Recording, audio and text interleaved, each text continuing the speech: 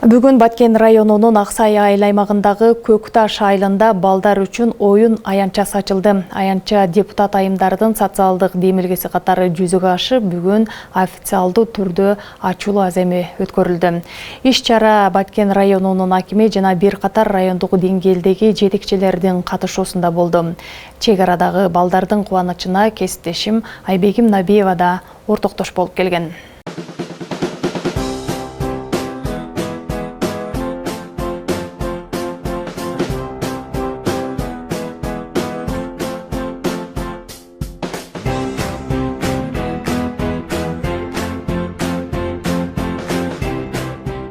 Арзыгүл Нишанова Көкташ айылынын тургуну. Анын 15 небереси бар. Айтымында буга чейин неберелери көчөдө чаң сапырып ойноп жүргөн. Эми мынтип жаңы ачылып жаткан балдар аянчасында кичинекейлерди ойноткону шарт түзүлүп отурат.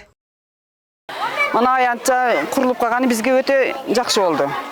Балдарыбыз шаякка чыгып ойноп калды. Мурда чаңга буланып эле мана эле тупуракка буланып ойноп келчү. Азыр мана чыгып өздөрү менен өздөрү алаксып мана жерде ойноп жакшы болуп калдылар. Таза болуп. Мана шийти кур берген немелерге айым рахматыбызды айтабыз. Элдин немеси үчүн. Жардам бересиздерге. Балдар аянчасынын ачылуу аземине Баткен районунун акими Учкунбек Жорубаев катышып, жергиликтүүлөргө куттуктоо сөзүн айтты.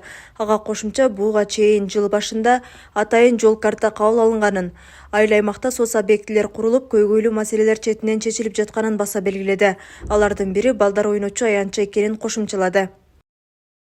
Урматтуу чакырылган коноктор, сиздерди ушу бүгүнкү Көкташ айылында жаңыдан курулушу бүтүп пайдаланууга берүү астында турган балдардын ойноочу аянчасынын ачылышы менен куттуктаймын.